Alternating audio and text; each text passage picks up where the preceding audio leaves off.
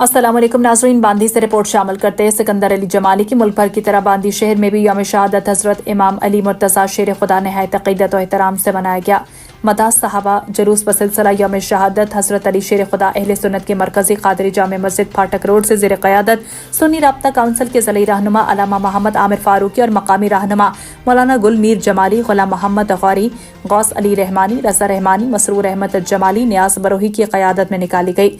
Rally حسینی چوک، Moro road, شاہی بازار سے ہوتی ہوئی پریس کلب پر اختتام پذیر ہوئی۔